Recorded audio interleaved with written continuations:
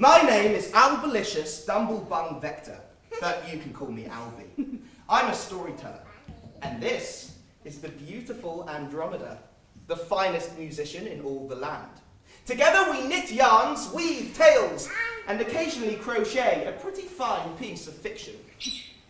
Aren't you forgetting someone? Oh, yes, of course. It's not just Andromeda and me. There's Mustard. Meet Mustard.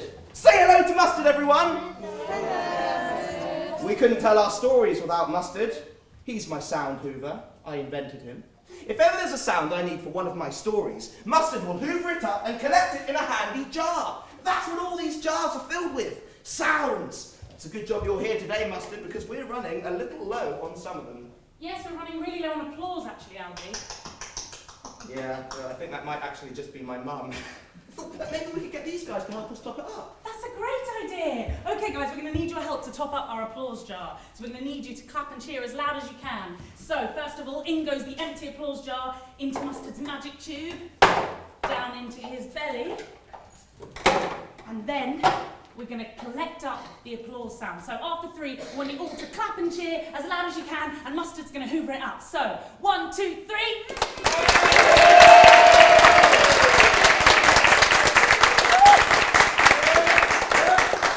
Excellent. Wow, gosh, this lot are fantastic, aren't they, Albee? Can you see how Mustard did with that? Yeah, let's listen to that back.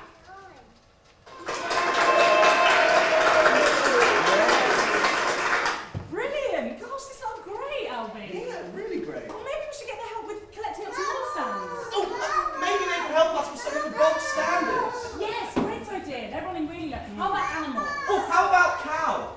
Cow, yes. We're going to need your help collecting some animal sounds as well, guys, because we use them in all sorts of fairy tales. Look, Jack and the Beanstalk. Yeah, Cowzilla. Noah's Ark. Let's collect some cow sound, I think. Okay, in goes the jar. Look how hard Mustard's working, all the bubbles. Into his belly. Okay, so this time, just this half of the audience, after 3, I want your best cow sound, your loudest moo. Okay, so after 3, 1, 2, 3. Excellent, brilliant. Some very confident cows there. Oh, blue cows, that's new. Okay, what other animals could we use for our stories? How about pig? It's good to have pig. Yes, pigs are great. They appear in the 3 Little Pigs. Charlotte's Web. Noah's Ark. Let's definitely get some pig. Okay, so this time, this half of the audience, I want your best oink oink pig sound after 3, and Mustard's going to collect it up. So, 1, 2, 3.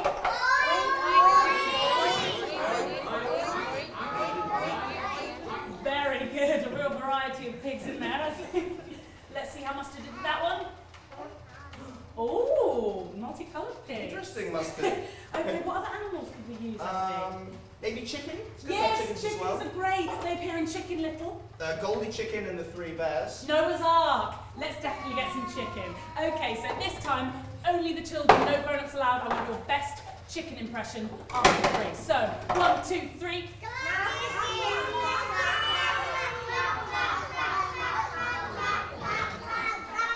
Brilliant chickens there, guys. Let's see how Mustard did with that one. Ah, amazing. Right, what other animals do we need, Albee? Maybe sheep? Yes, sheep. Sheep are great. They appear in... Oh, I can't think of anything that sheep appear in. But it's good to have them anyway. Could come in handy later. So, after 3, this time grown-ups only. No children allowed. I want your best mature sheep impression, please. So, 1, 2, 3.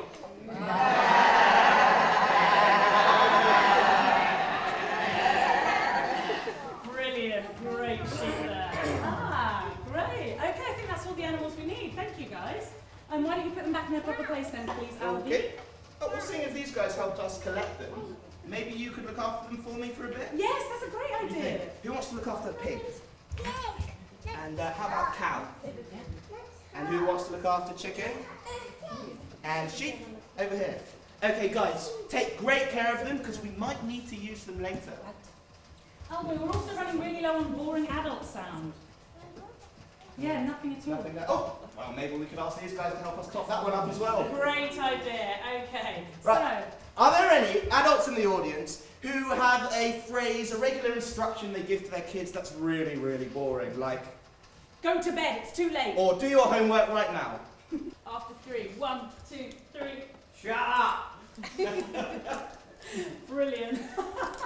Boring, also slightly. Let's try that one. Ah!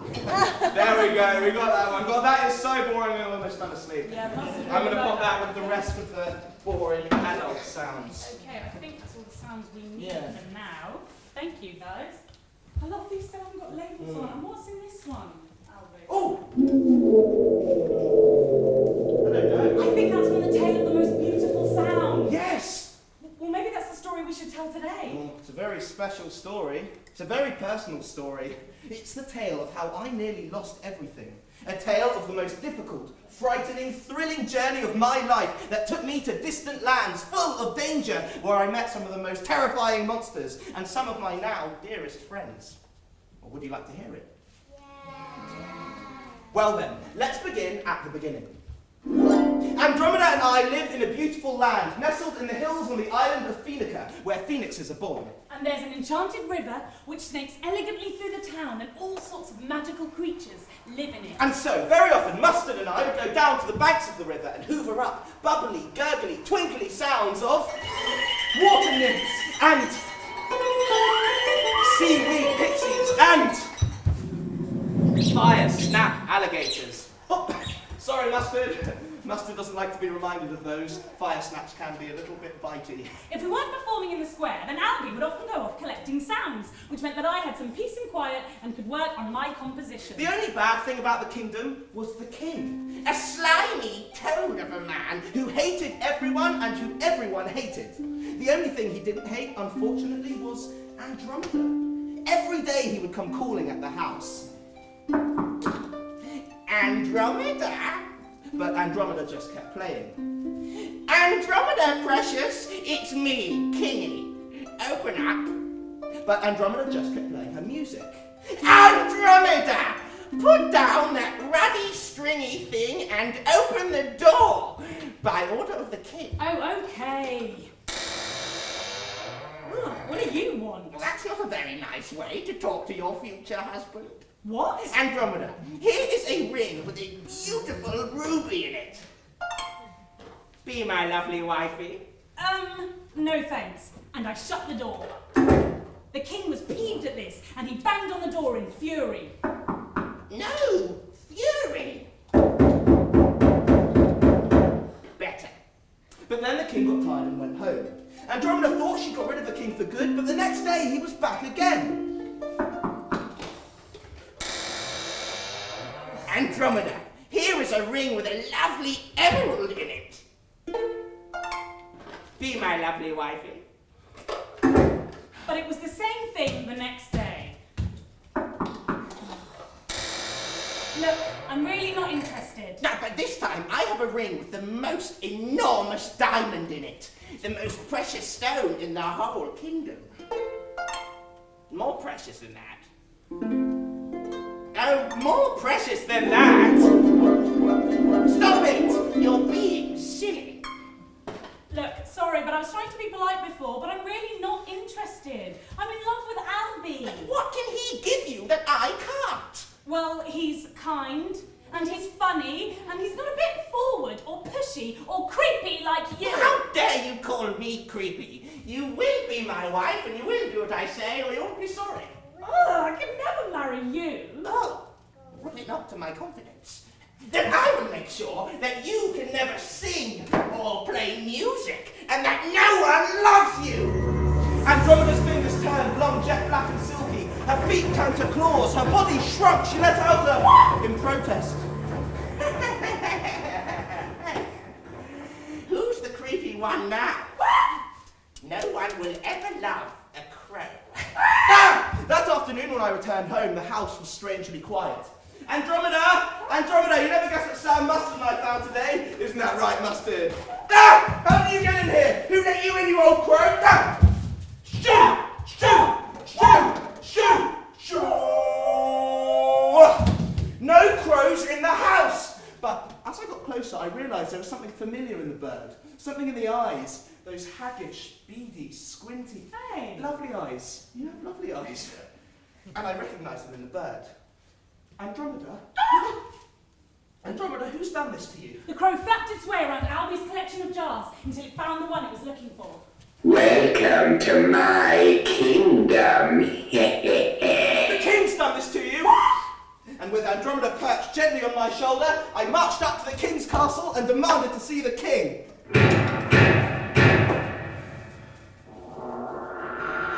Yes? What have you done to my girlfriend? That's not your girlfriend. The king was horrified that Albee had recognized Andromeda. That's my supper, actually. And he took the crow off Albee before Albee could stop him. Ladrico! Yes, master! Pop this in tonight's pie for dinner, will you? Yes, this is a fine bowl for a pie. A lots of meat and juicy, tender little meat. Hey! No, please don't. That's Andromeda. Turn her back. And maybe it was because the king's heart wasn't completely made of stone that he decided to offer Albee one last chance to save Andromeda. Okay, sound man. The man who makes this sound.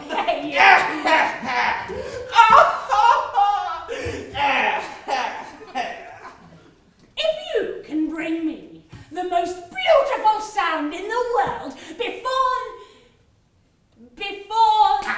Before my cheese has turned blue. In a bad way.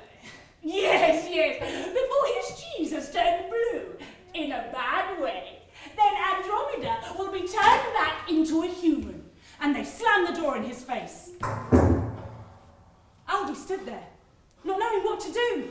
Then he rushed back to the cottage, quickly rustled through his collection of rarest and most amazing sounds, took some out and ran back to the castle. He opened the letterbox and stuck a jar through. This is the sound of a blue whale praying. Rubbish! This is the sound of a white-winged werewolf. No! And I was just about to try another sound, but then I overheard Ludvico say to the king, "Hey, master! What a fool he is. He doesn't even realize that the most beautiful sound can only be found at the furthest corner of the earth." Yes, and even if he did know that, I doubt he'd get there and back in time before the cheese turned blue. In a bad way.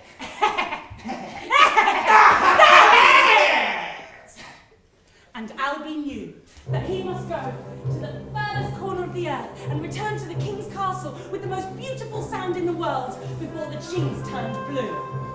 In a bad way. I rushed home as fast as my legs could carry me. Crashing into the cottage they shared together, he quickly threw anything he might need for his journey into a suitcase. One pair of pants, one map of the world, and a jar for the most beautiful sounds. Maybe not that one. I might hang on to that anyway. You never know when that might be useful.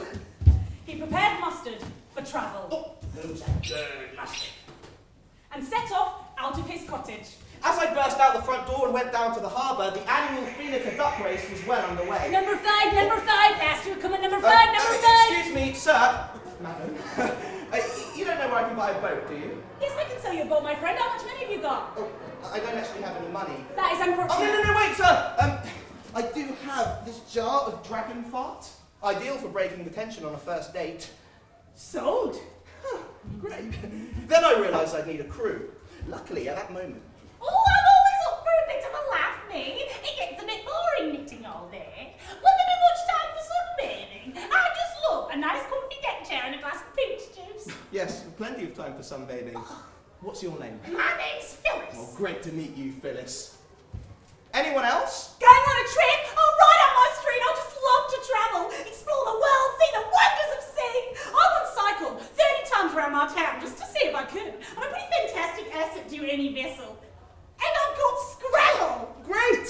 What's your name? My name's Beryl. Well, great to meet you, Beryl. Anyone else? Yes, I've always wanted to sail around the world and I don't have any upcoming plans, so could I come on your trip? Do you sail? Well, yes, actually, I've been a loyal member of the Sailing Society for over 10 years now, but they never actually let me on a boat before. Right, that doesn't matter. You're in anyway. Great. What's your name? My name's Ernest. Oh, great to meet you, Ernest. And that's all I need, I think. Thank you, everyone. And so the four of us, and Mustard, of course, prepared to set sail for the end of the earth. Okay, crew! Crew, roll call. Phyllis. Aye, sir. Ernest. All present and correct, Mr. Rector. Beryl. Ready to rumble! First mate Mustard. He's ready. Okay, crew. Our mission is to find the most beautiful sound in the world to stop Andromeda from being eaten in a pie.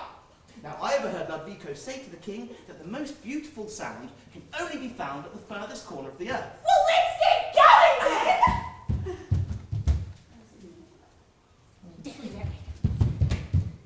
Wait a second. Where is the end of the earth? I don't know. Oh no, I don't know. I must have something with me that can help me. Guys, did you see me pack anything? A map. My pants. A map. The map. A map. The map. Brilliant. Yes, of course, the map.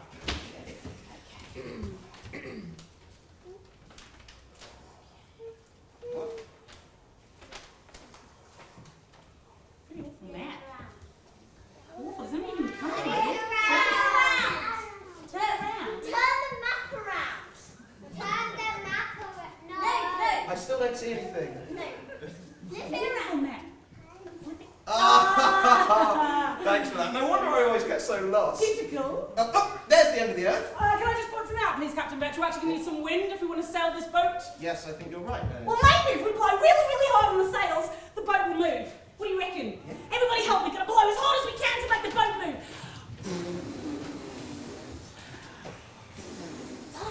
At first, nothing happened, but then the wind caught in the sails, and we were off! But then, the rain came.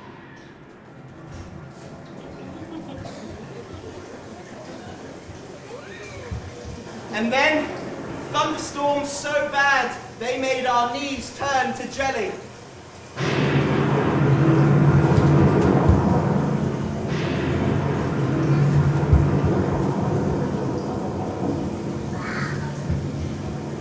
But then luckily the storm subsided, and we were off on a steady course towards the horizon.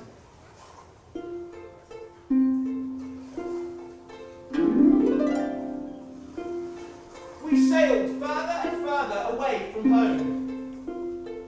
Soon, we started to feel a little bit tired. And then, we started to feel really... Hungry. Oh, I could eat a house. Oh, well, why don't I try and catch a mackerel? Oh, how about a shark? Yeah, that's a really smash-tastic idea, Beryl, but you don't actually find sharks in these particular aquatic Oh, well, climates. I don't mind chopping off one of my body parts. How about my foot? Anybody want to eat my foot? And the conversation would probably have gone on like this if Phyllis hadn't suddenly said, Oh, what's that bit of land poking out to sea? they all looked ahead of them and saw an island, the first land they'd seen for weeks. Albee's heart leapt. Maybe this is where I can find the most beautiful sound. So they quickly sped ashore, anchored the boat,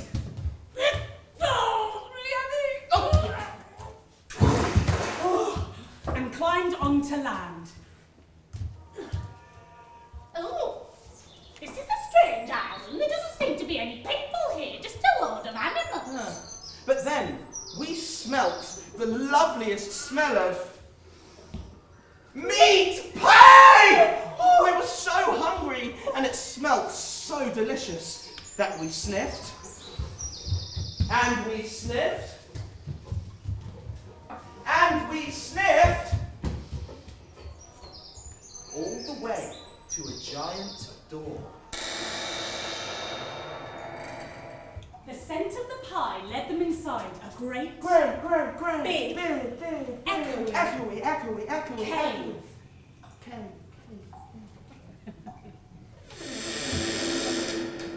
Cool blimey, mate, that pie is enormous. Oh, it smells so meaty and delicious. I have a really very bad feeling about this. And we were just about to tuck into our dinner when, all of a sudden... What is that? We looked down and saw that the floor was littered with bones. Human bones. Oh, actually, I think I've lost the appetite. I think we better get out of here. The crew turned on their heels, were heading for the exit, when they heard... Oh, Albee, I think it might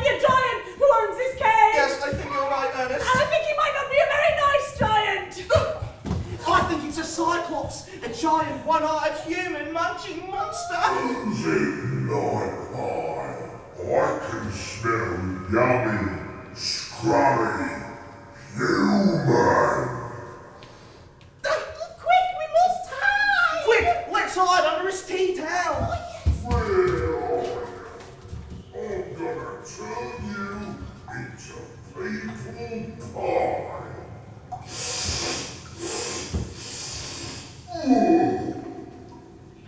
Quick, let's get out of here.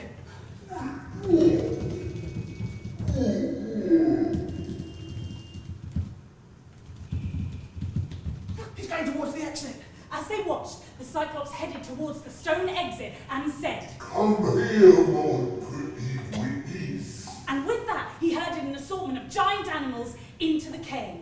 I'm going to lock the door of my cave, so nothing can escape. And in the morning, I will find you, and I'll put you all in a bowl, cover you with milk, and listen to you snap, crackle, and pop, as I knock you down. And with that, the Cyclops went to bed. What are we going to do? I bet if I pushed really, really hard, I could break down the door. No, maybe if we just close our eyes and pretend he's not here, maybe he'll go away. Well, maybe we should kill him before he has a chance to eat us. No. Quick, let's look for things to kill him with. No! Shh! That's a terrible idea. If we kill him, he won't be able to let us out in the morning and we'll be stuck here forever. Oh, it's awful. It is hopeless. What's that, Mustard? Blind the Cyclops so he can't see us. Oh, Mustard's right. It's the only hope we've got. So, we grabbed a giant stick, sharpened it on one end, and then, being very, very careful not to wake the Cyclops, we plunged the stick into the Cyclops' one eye!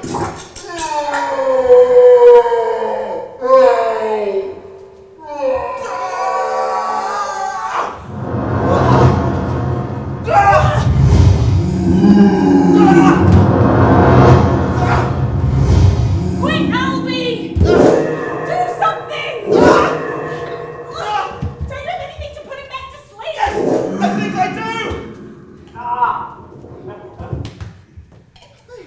It worked! Alice! Ready? Okay, when the Cyclops wakes up in the morning to let his animals out to graze, that's when we're going to escape. But won't he be listening very carefully? We sound just like people. Oh, we've got our animal sounds, don't we, guys? Who's got the animal sounds? Oh, brilliant. Okay, get ready because we're going to need to use them really soon. So, we waited until morning. When the Cyclops woke up to let his animals out to graze, he listened very closely as each one passed. Phyllis was first up to the stone exit and she pretended to be a cow. She tiptoed up to the door. The Cyclops was listening very carefully. Who's got a habit? Shake it really hard.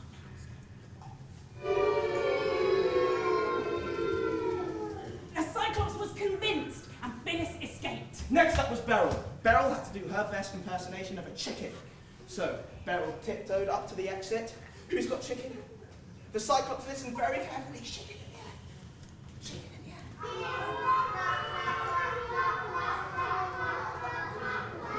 And luckily, Beryl was allowed to pass. Next up was Albee, who pretended to be a pig.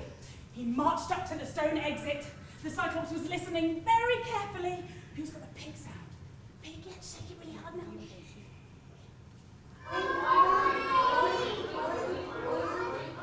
The Cyclops was convinced again, and Albee escaped. Last up was Ernest. Now, Ernest had to do his best impersonation of a sheep. So, Ernest tiptoed clumsily up to the door. The Cyclops was listening very carefully. Who's got a sheep? Wave it in the air.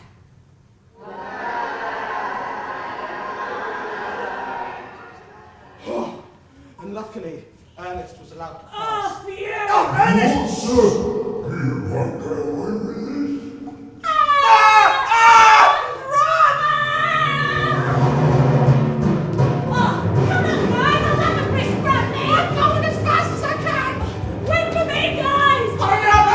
Catching up! We hurdled over boulders, leapt over ditches,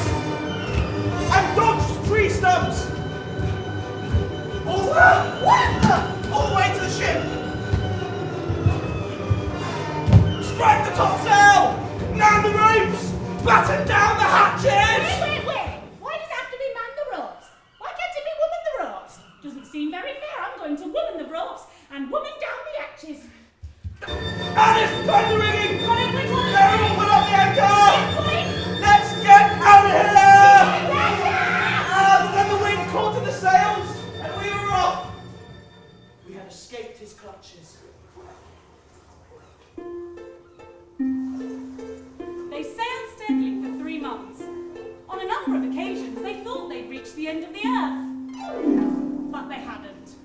To pass the time on the boat, Beryl gave Ernest yoga lessons. Excellent, Ernest. You're doing a really great job. Now, I want you to breathe in and out. In and out. In and out. And Phyllis passed the time on the boat having staring competitions with Mustard. Okay, Mustard, I'm ready for you.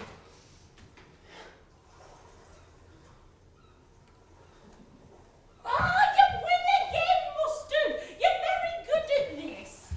And I climbed up to the top deck and stared out to sea. Through rain and sleet and snow, I stood and I watched. Through hordes of puppy-sized locusts and through baking summer sun, I watched. I watched for sight of new land that would hail new adventure. I watched for sight of other boats filled with friend or foe. I watched until the skin on the back of my neck was burnt red and icicles hung from my nose like giant razor-sharp snot lumps. I watched as time passed and adventure flew by in a whirlwind of fear and light and sound. So many sounds. Sounds you couldn't even imagine or describe. Some we collected and others eluded Mustard's snout. A sudden faint noise heard on the wind or from far away that was never heard again.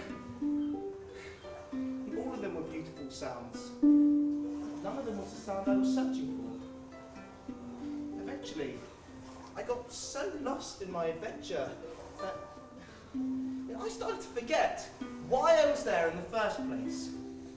There was nothing else in my world but the sea and the sounds and the sea and the sounds and the... And then, all of a sudden, I heard a sound unlike any other sound I'd heard in my entire life. It filled our ears and wrapped its melody around our brains. This must be the sound I'm looking for! I want to get closer! I want more music! I want it louder! All moving as if hypnotized, they steered the ship towards where the sound was coming from. Ahead of them was a huge cliff, and upon the cliff edge were three... Well, they didn't know what they were, but they were bathed in radiant sunlight, and as they sang, they beckoned the crew closer. Okay, Mustard.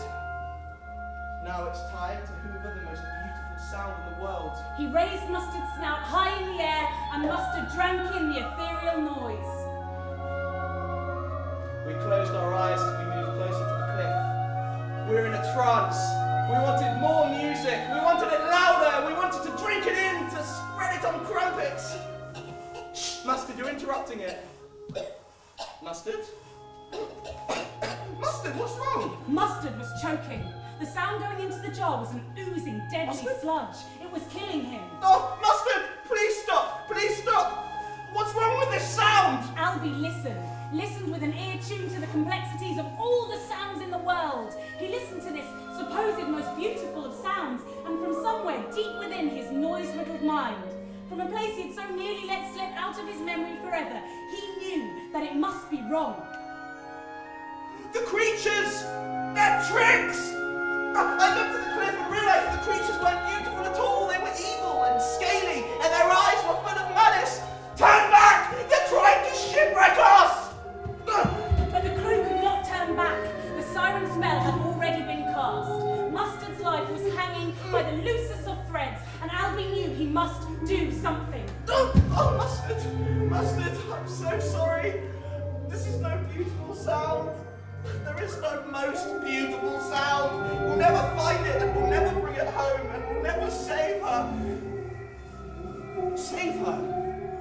Save her! Oh, I know what to do! I jumped on Mustard and recalibrated him, because now I knew. Now I remembered the sound that had been, the sound that had always been the most beautiful sound.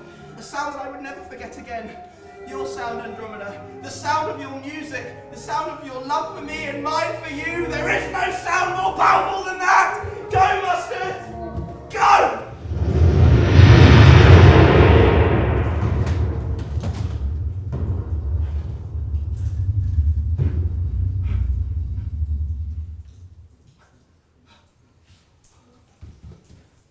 pictures. They've disappeared. All that was left of the evil singers was pages and pages of sheet music falling down the side of the cliff. Mustard. Mustard, are you okay? Mustard, please wake up. Albee looked at his best friend in the whole world and thought how small and fragile he looked. Oh, Mustard, I'm so sorry. Why did I bring us here? To this danger? I'll never forgive myself. But then, all of a sudden, Mustard stirred, his insides whirred, and he sprang back to life with a small hiccup. Oh, Mustard! Oh, you're okay! Oh, thank goodness you're okay! Oh, I never want to lose you, Mustard. I'm so sorry. Mustard? From inside Mustard, the jar that only moments ago had been filled with oozing, deadly sound was now glowing with an eerie light. As Albee looked at the jar, words appeared on the side of it. The most beautiful sound. And suddenly, it all made sense, and Albee knew exactly what he would hear when he opened it.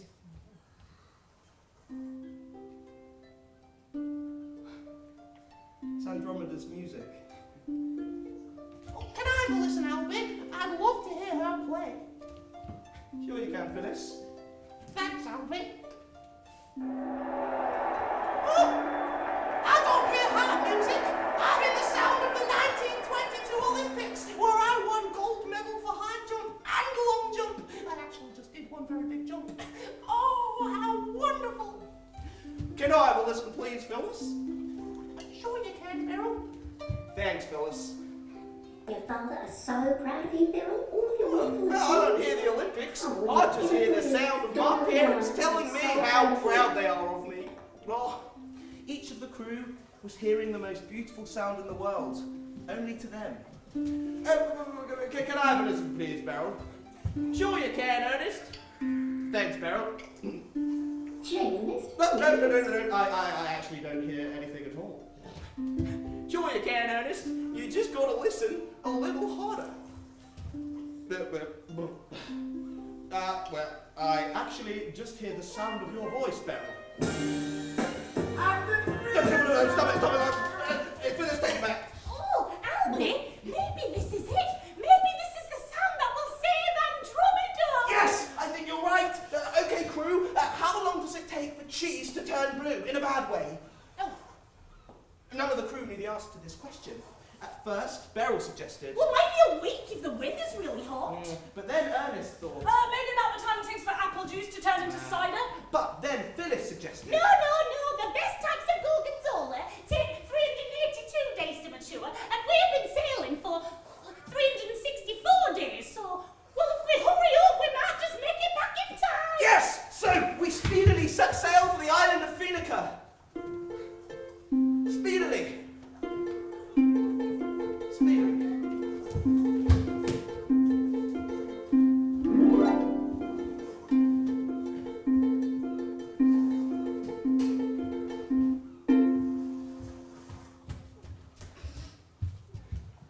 Okay, crew.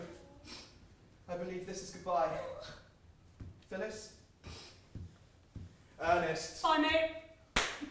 Beryl? Oh, you! Guys, thank you so much. We couldn't have done it without you. We could have done it without you, Albee! Right, well, I really must be off. Oh, no, stop dilly-dallying and go and save your girlfriend from that horrible king. Thanks, Phyllis. So, I jumped off the boat, ran through town, and straight up to the king's castle.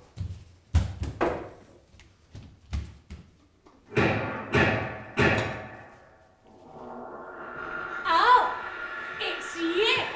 Didn't think you'd make it back in time. And Where's you the got- cheese? Albee raced past the king, through the kitchen, till he got to the castle. Then he broke a really big chunk of cheese off the cheese wheel, shoved it in his mouth, ran back through the castle, trying very hard not to be sick, let out an almighty in the king's face, and said, See? It's fine. Tasty, delicious. Now, where is Andromeda? You're very lucky. I'd say that cheese had one day left, and I would have eaten her, you know. Where is it then? Where's my prize? Where's the most beautiful sound in the world? I have it here. But first, Andromeda back to me. Very well. Ludvico! Ludvico, bring the crown! Yes, master! Oh, I cannot wait to cook you with lots of wine and rosemary. No! Unfortunately, the sound man has returned, and he says he's got the most beautiful sound in the world. I have, and you'll see, because when you open it, Andromeda will be turned back into a human and the spell will be reversed. Very well, hand it over then. Here it is.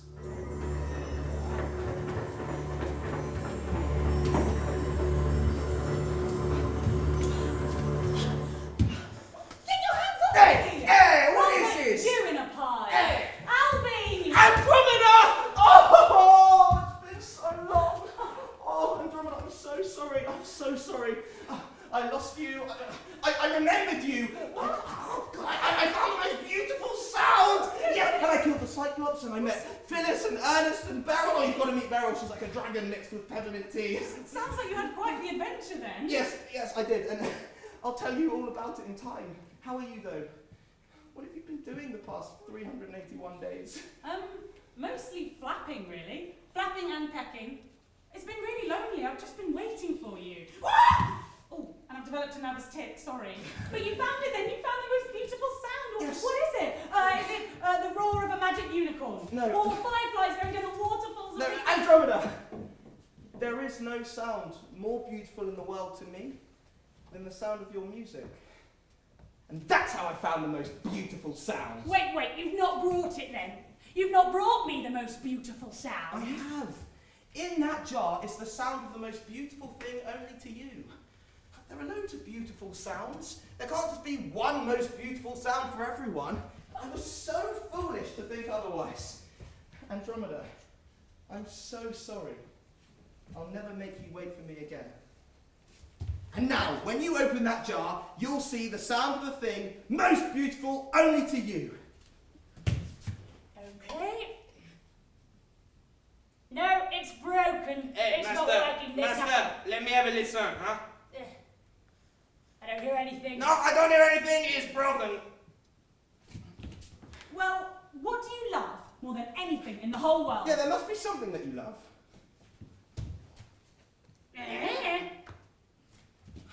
What? Is there anything that you love? You don't love anything in the whole world.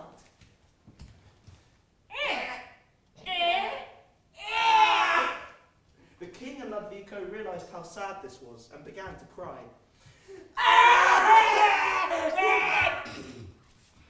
We looked at the pathetic pair.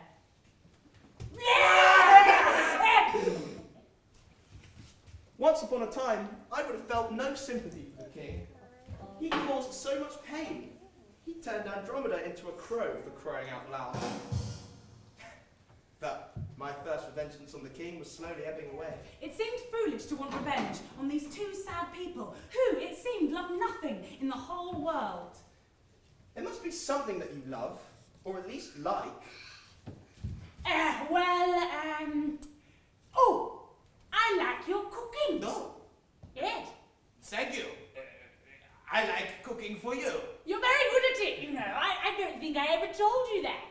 No, I know. Well, I like that you like it because, well, you are my best friend.